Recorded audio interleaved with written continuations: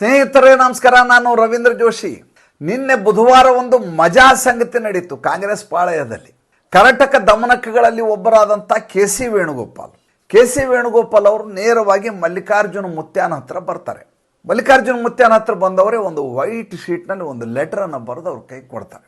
ಲೆಟರನ್ನು ನೋಡ್ತಾರೆ ಮಲ್ಲಿಕಾರ್ಜುನ ಮುತ್ಯ. ನೋಡಿದ ತಕ್ಷಣ ಕೈಯಲ್ಲಿ ಹಾವಿರೋ ಹಾಗೆ ಚಡಪಡಿಸಿ ಅದನ್ನ ಬಿಸಾಕ್ಬಿಡ್ತಾರೆ. ಅರೆ ನನ್ನ ಕೈಗೆ ಯಾಕೆ ತಂದು ಕೊಡ್ತೀರಿ? ಇದು ನಾನು ಕೊಟ್ಕೊದ್ದು ರಾಹುಲ್ಜಿ ಕೈ ಕೊಡ್ರಿ, ನಾನು ಕೊಟ್ರೆ ನಾನೇನು ಮಾಡಲಿ ಅಂತಾರೆ. ಪತ್ರದಲ್ಲಿ ಏನಿರುತ್ತೆ?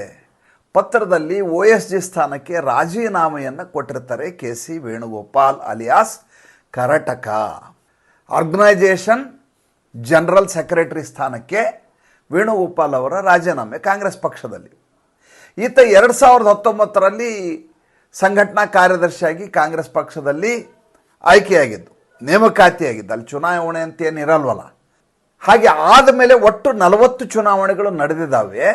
40 ಚುನಾವಣೆಗಳಲ್ಲಿ ಕೇವಲ 3 ಚುನಾವಣೆಯಲ್ಲಿ ಗೆಲುವನ್ನು ಸಂಪಾದಿಸಿದ್ದಾರೆ. 4ರಲ್ಲಿ ಅಲಯನ್ಸ್ ಪಾರ್ಟ್ನರ್ ಆಗಿದ್ದರು. ಸರ್ಕಾರದ ಭಾಗವಾಗಿ ಕೂಡ ಅಲ್ಲೆಲ್ಲೂ ಉಳಿದಿಲ್ಲ. 3 ರಾಜ್ಯದಲ್ಲಿ ಇವರು ಅಧಿಕಾರ ಹಿಡಿದಿದ್ದಾರೆ. ಅದರಲ್ಲಿ ಒಂದು ಕರ್ನಾಟಕ, 2ನೇದು ತೆಲಂಗಾಣ, 3ನೇದು ಹಿಮಾಚಲ ಪ್ರದೇಶ. ಇನ್ನು ಪಾರ್ಟ್ನರ್ ಆಗಿದ್ದು ಜಮ್ಮು ಕಾಶ್ಮೀರ, ಜಾರ್ಖಂಡು ಇತ್ಯಾದಿ. ಇಂಥ ಕಳಪೆ ಪ್ರದರ್ಶನ ಮಾಡಿದಂಥ 80% ಸೋಲು, ಅಂದರೆ 40ರಲ್ಲಿ 3 ಗೆಲುವು, 37 ಸೋಲು. ಆ 37ರಲ್ಲಿ 4ರಲ್ಲಿ ಕೇವಲ ಮಿತ್ರಪಕ್ಷ ಮಾತ್ರ ಅಧಿಕಾರವನ್ನು ಹಿಡಿದಿಲ್ಲ. ಹೀಗೆ 80% ಸೋಲಿಗೆ ಕಾರಣ ಯಾರು ಪಕ್ಷದಲ್ಲಿ? ಮೂಲ ಯಾವಾಗಲೂ ಇದರ ಸೋಲನ್ನು ರಾಹುಲ್ ಗಾಂಧಿ ತಲೆ ಕಟ್ಟಬೇಕು. ಯಾಕೆಂದರೆ ಇದೇ ವ್ಯಕ್ತಿ ಲೋಕಸಭಾ ಚುನಾವಣೆಯಲ್ಲಿ ಸೋಲಲಿಕ್ಕೆ ಕಾರಣೀಭೂತ ಆದ ಮನುಷ್ಯ. 2 ಭಾರತ್ ಜೋಡೋ ಭಾರತ್ ಜೋಡೋ ಯಾತ್ರೆ ಮಾಡಿದಂಥ ಮನುಷ್ಯ. 2ನೇದಾಗಿ ದೇಶಾದ್ಯಂತ ಪ್ರಚಾರ ಮಾಡಿದ ವ್ಯಕ್ತಿ. ಆದರೆ ಯಾವುದೇ ಹುದ್ದೆಯನ್ನು ಹೊಂದಿರಲಾರದೆ ಒಬ್ಬ ಮಲ್ಲಿಕಾರ್ಜುನ ಮುತ್ಯಾನನ್ನು ಅಧ್ಯಕ್ಷನನ್ನಾಗಿ ಇಟ್ಟುಕೊಂಡು ಹೈಕಮಾಂಡ್ ಆಗಿ ಉಳಿದಿರೋದ್ರಿಂದ ಆತ ಯಾವುದೇ ಸ್ಥಾನಕ್ಕೆ ರಾಜೀನಾಮೆಯನ್ನು ರಾಹುಲ್ ಗಾಂಧಿ ಕೊಡಬೇಕಾಗಿಲ್ಲ. ಹಾಗಾದರೆ ರಾಜೀನಾಮೆ ಕೊಡಬೇಕಾಗಿದ್ದು ಯಾರು? ಮಲ್ಲಿಕಾರ್ಜುನ ಮುತ್ಯ ರಾಜೀನಾಮೆ ಕೊಡಬೇಕು. ಜೊತೆಗೆ ಉಳಿದವ್ರು ಯಾರು ಕೊಡಬೇಕು? ಇದರ ಸಂಘಟನಾ ಕಾರ್ಯದರ್ಶಿ ಯಾರಿದ್ದಾರೆ, ಉಪಾಧ್ಯಕ್ಷರು ಯಾರಿದ್ದಾರೆ, ಅವರು ರಾಜೀನಾಮೆ ಕೊಡಬೇಕು. ಯಾಕೆ ಈ ಮಟ್ಟಿನ ಸೋಲಾಗಿದೆಯಲ್ಲ. ಪರಾಭವ ಯಾವ ಮಟ್ಟಿಗೆ? ಎಲ್ಲಿ ಗೆಲ್ಲಬಹುದಾದಂಥ ಚುನಾವಣೆ ಇದೆಯೋ ಅಲ್ಲಿ ಕೂಡ ಇವರು ಸೋತಿದ್ದಾರೆ. ಉದಾಹರಣೆಗೆ ಇತ್ತೀಚೆಗೆ ನಡೆದಂಥ ಹರಿಯಾಣ ಚುನಾವಣೆ. ಭಾರತೀಯ ಜನತಾ ಪಾರ್ಟಿ ಹೆಸರಿಲ್ಲದೆ ಹೋಗಬಹುದಾದಂಥ ರಾಜ್ಯ, ಆಡಳಿತ ವಿರೋಧಿ ಅಲೆ ಇದ್ದಂಥ ರಾಜ್ಯ, ಸಂಘಟನೆ ಇರಲಾರದಂಥ ಭಾರತೀಯ ಜನತಾ ಪಾರ್ಟಿ ಅಂಥ ರಾಜ್ಯ, ಅಲ್ಲಿಯೇ ಗೆಲುವನ್ನು ಪಡಿಬೇಕು ಅಂದರೆ ಇವರು ಯಾವ ಮಟ್ಟಿಗೆ ಕರಾಮತ್ತನ್ನು ಈ ಕೆ.ಸಿ. ವೇಣುಗೋಪಾಲ್ ಎನ್ನುವಂಥ ಕರ್ನಾಟಕ ಮಾಡಿರಬಹುದು ಅನ್ನೋದನ್ನು ಆಲೋಚನೆ ಮಾಡಿ. ವಿಷಯಕ್ಕೆ ಬರ್ತೇನೆ. ವಿಷಯ ಕೈಯಲ್ಲಿ ಈ ರೀತಿ ಲೆಟರ್ ಕೊಟ್ಟರು, ಮಲ್ಲಿಕಾರ್ಜುನ ಮುತ್ಯ ಬಿಸಾಕ್ಬಿಟ್ರು. ನನಗೂ ಇದಕ್ಕೆ ಸಂಬಂಧ ಇಲ್ಲ, ನೀವು ರಾಹುಲ್ ಗಾಂಧಿ ಹತ್ರ ಹೋಗುವಂದರು. ಈಗ ರಾಹುಲ್ ಗಾಂಧಿ ಇದನ್ನು ಒಪ್ಕೋತಾರ? ನೀವು ಯಾರಾದರೂ ಕಾಂಗ್ರೆಸ್ ಪಾಳ್ಯದಲ್ಲಿ ತುಂಬ ಹತ್ತಿರ ಇರೋರು, ಈ ಹೈಕಮಾಂಡ್ ಅನ್ನುವಂಥ ವರ್ತುಲದ ಹತ್ತಿರ ಇರೋರು ಕೇಳ್ರಿ. ರಾಹುಲ್ ಗಾಂಧಿ ಯಾವುದೇ ಮೀಟಿಂಗ್ ಒಳಗೆ ಹೋದ್ಕೊಳ್ಳೋ ವೇಣು ಕಹಾ ಹೈ ಅಂತಾರೆ. ವೇಣು ಅಂತ ಕರೆಯೋದವರು. ಹೋಗುವಾಗ ವೇಣು ಕೇದ್ರೆ ಅಂತಾರೆ. ವೇಣು ಜೊತೆಗೆ ಬರಬೇಕು. ಹೋಗುವಾಗೂ ಜೊತೆಗೆ, ಬರುವಾಗೂ ಜೊತೆಗೆ ಇರಬೇಕು. ವೇಣು ಪಕ್ಷದ ಸಂಘಟನಾ ಕಾರ್ಯದರ್ಶಿಯ ಅಥವಾ ರಾಹುಲ್ ಗಾಂಧಿಯವರ ಪರ್ಸನಲ್ ಸೆಕ್ರೆಟರಿ ಅನ್ನೋದ್ರ ಬಗ್ಗೆ ಇನ್ನೂ ಕಾಂಗ್ರೆಸ್ ಪಾಳ್ಯದಲ್ಲಿಯೇ ಅನುಮಾನ ಇದೆ. ಈಗ ರಾಹುಲ್ ಗಾಂಧಿಯವರು LOP ಆಗಿದ್ದಾರೆ, ವಿಪಕ್ಷ ನಾಯಕರಾಗಿದ್ದಾರೆ. ವಿಪಕ್ಷ ನಾಯಕ ಆದ ಸಂದರ್ಭದಲ್ಲಿ ಅವರು ಎಲ್ಲ ಪಕ್ಷದವ್ರನ್ನ ಒಗ್ಗೂಡಿಸ್ಕೊಂಡು ಜೊತೆಗೆ ಭಾರತ ದೇಶದ ಸಮಸ್ಯೆಗಳನ್ನ ಇಟ್ಟುಕೊಂಡು ಸಂಸತ್ತಿನಲ್ಲಿ ಪ್ರಶ್ನೆಗಳನ್ನು ಕೇಳಬೇಕು, ಸಂಸತ್ತಿನ ಕಲಾಪದಲ್ಲಿ ಪಾಲ್ಗೊಳ್ಳಬೇಕು, ಸರ್ಕಾರವನ್ನು ಇಕ್ಕಟ್ಟಿನಲ್ಲಿ ಸಿಲುಕಿಸಬೇಕು, ಕೆಲಸ ಮಾಡುವ ಹಾಗೆ ಮಾಡಬೇಕು. ಅವ್ರ ಜವಾಬ್ದಾರಿ ರಾಹುಲ್ ಗಾಂಧಿದು. ಅಲ್ಲಿ ಕೆ.ಸಿ. ವೇಣುಗೋಪಾಲ್ಗೇನು ಕೆಲಸ? ಹೋಗುವಾಗಲೂ ಕೆ.ಸಿ. ವೇಣುಗೋಪಾಲ್ ಜೊತೆಗೆ, ಬರುವಾಗಲೂ ಜೊತೆಗೆ, ಊಟ ಮಾಡುವಾಗಲೂ ಜೊತೆಗೆ, ಮಲಗುವಾಗೇನೋ ನನಗೆ ಗೊತ್ತಿಲ್ಲ. ಉಳಿದ ಎಲ್ಲ ಕಡೆ ರಾಹುಲ್ ಗಾಂಧಿ ಅವರ ಜೊತೆ ಕೆ.ಸಿ. ವೇಣುಗೋಪಾಲ್ ಇರಲೇಬೇಕು. ಕಾಂಗ್ರೆಸ್ ಪಾಳ್ಯದವ್ರು ಏನಂತಾರೆ? ಈ ಮನುಷ್ಯ ಇಡೀ ದೇಶಾದ್ಯಂತ ಸಂಘಟನೆಯನ್ನು ಮಾಡಬೇಕು.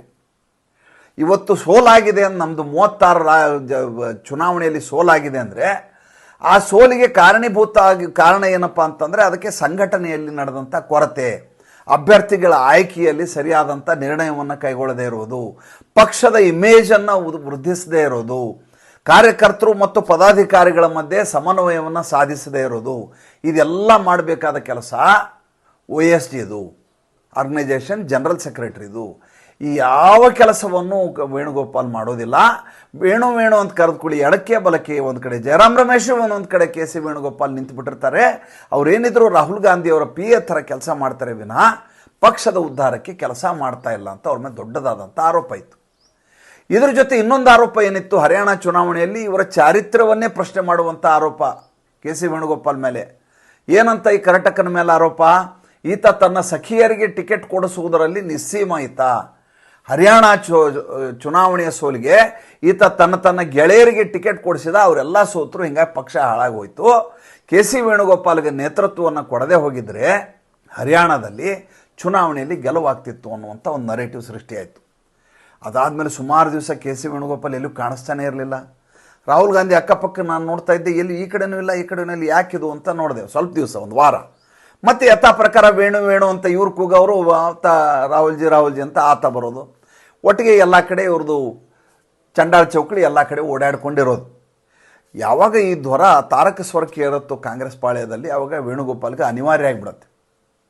ಈಗಲೂ ನಾನು ರಾಜೀನಾಮೆ ಕೊಡದೆ ಹೋದರೆ ನನ್ನ ಹೊರಗೆ ಹಾಕ್ತಾರೆ ಎಲ್ಲ ಸೇರಿ, ನನ್ನ ವಿರುದ್ಧ ಬಂಡಾಯ ಏರ್ತಾರೆ ಅನ್ನೋದು ಸ್ಪಷ್ಟ ಆಗಿಬಿಡುತ್ತೆ. ಹಾಗಾದರೆ ಇದಕ್ಕೊಂದು ನಾಟಕ ಮಾಡ್ಬೇಕು. ಏನಂತ? ರಾಜೀನಾಮೆ ಕೊಟ್ಟಂಗೆ ಮಾಡಬೇಕು, ಆದರೆ ಕೊಟ್ಟಿರಬಾರ್ದು. ಏನು ಮಾಡ್ತಾರೆ? ನೇರವಾಗಿ ಹೋಗಿ ಮಲ್ಲಿಕಾರ್ಜುನ ಮುತ್ಯಾನ ಕೈ ಕೊಡ್ತಾರೆ. ಮಲ್ಲಿಕಾರ್ಜುನ ಮುತ್ಯ ಹೇಳ್ತಾರೆ, ನನಗೂ ಇದಕ್ಕೂ ಸಂಬಂಧ ಇಲ್ಲ, ನೀವೇನೇ ಇದ್ದರೂ ರಾಹುಲ್ ಗಾಂಧಿ ಅವ್ರ ಕೈ ಕೊಡಿ ಅಂತ. ರಾಹುಲ್ ಗಾಂಧಿ ಪತ್ರ ಇಸ್ಕೊಂಡ್ರು, ಪತ್ರ ನೋಡಿದ್ರು, ನೋಡಿ ಹರಿದಾಕಿದ್ರು. ಜಾವದ್ ಯಾಕೆ? ನಿಮಗೂ ಅದಕ್ಕೂ ಏನು ಸಂಬಂಧ ಇಲ್ಲ, ನೀವು ರಾಜೀನಾಮೆ ಕೊಡಬೇಕಾಗಿಲ್ಲ, ನೀವು ನಿಮ್ಮ ಸ್ಥಾನವನ್ನು ಮುಂದುವರ್ಸ್ಕೊಂಡು ಹೋಗಿ. ಒಂದು ಪಕ್ಷವನ್ನು ನಾಶ ಮಾಡೋದು ಹೇಗೆ ಅಂತ ನೀವು ರಾಹುಲ್ ಗಾಂಧಿ ಅವರಿಂದ ಕಲಿಬೇಕು. ಒಬ್ಬ ರಾಹುಲ್ ಗಾಂಧಿ 150 ವರ್ಷದ ಹಳೆಯ ಪಕ್ಷವನ್ನು ಕೇವಲ 15 ವರ್ಷಗಳಲ್ಲಿ ಯಾವ ಸ್ಥಿತಿಗೆ ಅಧೋಗತಿಗೆ ತಂದು ನಿಲ್ಲಿಸಿದ್ದಾರೆ ಅಂತ ನೋಡಿ. ಅದರಲ್ಲಿ ಇದ್ರದ್ದು ಪಾಲು ಸೇರತ್ತೆ. ಯಾವುದು? ಯಾವ ಸಂಘಟನಾ ಕಾರ್ಯದರ್ಶಿಯನ್ನು ಬದಲಿ ಮಾಡಬೇಕೋ ಅದನ್ನು ಮಾಡಲಾರದೆ ಅವ್ರನ್ನ ಸಮಾಧಾನ ಮಾಡಿ ಅದೇ ಸ್ಥಾನದಲ್ಲಿ ಉಳಿಸಿ ಪಕ್ಷ ಹಾಳಾಗಲಿಕ್ಕೆ ಕಾರಣೀಭೂತ ಆಗೋದು. ರಾಹುಲ್ ಗಾಂಧಿ ನಿಜವಾಗಲೂ ಮುತ್ಸದ್ದಿಯಾಗಿದ್ದರೆ ಏನು ಮಾಡ್ತಿದ್ರು? ಅವರ ರಾಜೀನಾಮೆಯನ್ನು ಸ್ವೀಕಾರ ಮಾಡ್ತಿದ್ರು. ನಿಮ್ಮದೊಬ್ಬರದೇ ಅಲ್ಲ, ಉಳಿದವ್ರದ್ದು ಎಲ್ಲರದ್ದು ರಾಜೀನಾಮೆ ತೊಗೊಳ್ಳೋಣ, ಹೊಸದೊಂದು ಬಾಡಿಯನ್ನು ಸೃಷ್ಟಿ ಮಾಡೋಣ, ಅವ್ರ ಕೆಲಸ ಶುರು ಮಾಡಲಿ, ನೀವು ನನ್ನ ಜೊತೆ ನಿಕಟವರ್ತಿಯಾಗಿ ನನ್ನ ಜೊತೆ ಇರಿ, ನನಗೆ ನೀವು ಅಡ್ವೈಸ್ ಕೊಟ್ಕೊಂಡಿರ್ರಿ ಅಂತ ಹೇಳಬೇಕಾಗಿತ್ತು. ಅವ್ರಿಗೆ ತುಂಬ ಇಷ್ಟ ಇದ್ದರೆ ಅವ್ರು ಏನು ಮಾಡಿದರು? OJ ಸ್ಥಾನವನ್ನು ಹಾಗೆ ಉಳಿಸಿದರು. ಅಲ್ಲಿಗೆ ಕಾಂಗ್ರೆಸ್ಸನ್ನು ಮುಗಿಸುವಂಥ ಕಾರ್ಯಕ್ರಮದಲ್ಲಿ ಇವರು ಮುಂಚೂಣಿಯಲ್ಲಿ ರಾಹುಲ್ ಗಾಂಧಿ ಅವರು ನಿಲ್ತಾರೆ. ಅವ್ರು ಹೇಳ್ತಾರೆ, ಚುನಾವಣೆಯಲ್ಲಿ ಸೋಲಿಕ್ಕೆ ವೇಣುಗೋಪಾಲ್ ಕಾರಣ ಅಲ್ಲ, it is a natural phenomena ಅಂತ. ಕಾಂಗ್ರೆಸ್ ಪಕ್ಷದ ಸೋಲಿದೆಯಲ್ಲ, ಭಾರತ ದೇಶದ ಎಲ್ಲ ಚುನಾವಣೆಗಳಲ್ಲಿ, ಮಹಾರಾಷ್ಟ್ರ ಇರ್ಬೋದು, ಜಾರ್ಖಂಡ್ ಇರ್ಬೋದು, ಯಾವುದೇ ರಾಜ್ಯ ಎಲ್ಲ ಸೋಲಿಗೂ ಕಾರಣ it is a natural phenomena.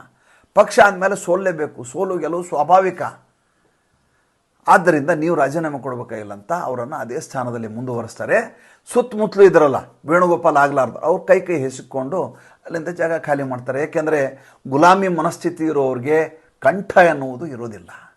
ಮತ್ತು ಮುಂದಿನ ಸಂಚಿಕೆಯಲ್ಲಿ ಮಾತಾಡ್ತೀನಿ. ಸಂಚಿಕೆ ಇಷ್ಟ ಆಗಿದ್ದರೆ ಲೈಕ್ ಮಾಡಿ, ಫಾಲೋ ಮಾಡಿ, ಶೇರ್ ಮಾಡಿ. ದಯವಿಟ್ಟು ನಮ್ಮ ಮುಕ್ತ ಪತ್ರಿಕೋದ್ಯಮಕ್ಕೆ ಆರ್ಥಿಕವಾಗಿ ಬೆಂಗಾವಲಾಗಿ ನಮಸ್ಕಾರ.